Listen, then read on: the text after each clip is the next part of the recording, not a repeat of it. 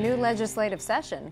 I'm Jill Horner. This is Comcast Newsmakers. With me is Pennsylvania State Representative Marguerite Quinn. Thanks for being with us. Thanks for having me in today. A new legislative session. Let's talk about what that actually means. All of the pieces of legislation that you were working on previously, you have to start that process over again. Absolutely. And I find that a lot of people don't realize a legislative session is just 2 years, even though our senators run every 4 years.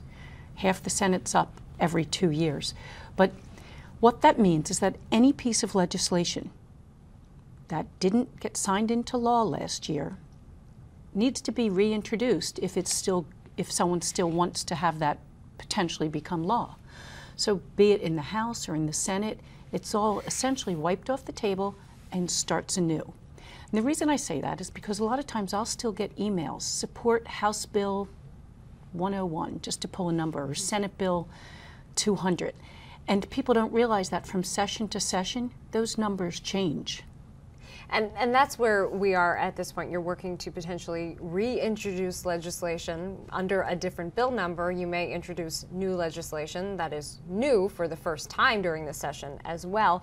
And that's where you are right now. There is actually a website where people can follow legislation through the process. Talk to us about that. Sure. The General Assembly of Pennsylvania does have a website, and to access it, you go to www.legis.pa.us.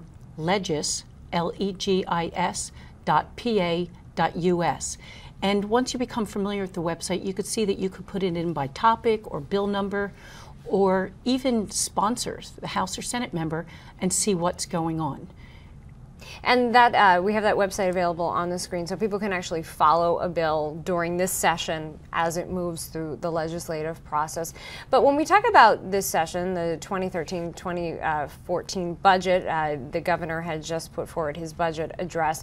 Let's talk about some of the big issues that you'll be working on. Obviously, there's the budget. That happens every year.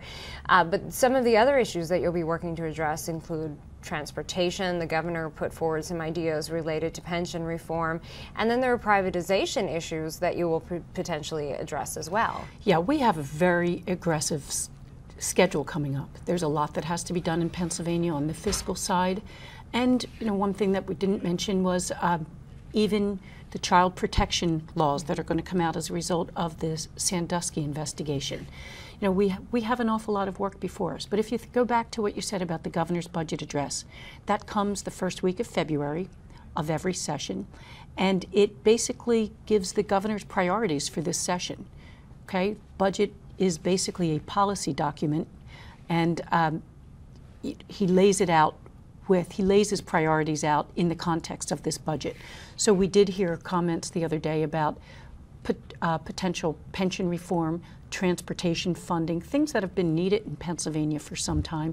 We also heard about his, in very broad terms, his views to privatize the liquor industry. One thing I want to point out, though, when we have a budget proposal, or even when we have a bill that's introduced, there's a long way to go before either become law.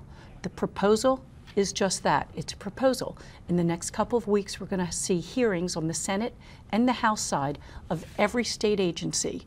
After those 3 weeks of hearings, the House and the Senate are going to be, tweaking and putting together their own proposals. And then from there, you'll pass a budget by June 30th? If we're consistent with our last 2 years, we'll pass a fiscally responsible, on-time budget. Thanks for being with us. Thank you. We've been talking with Pennsylvania State Representative Marguerite Quinn. I'm Jill Horner.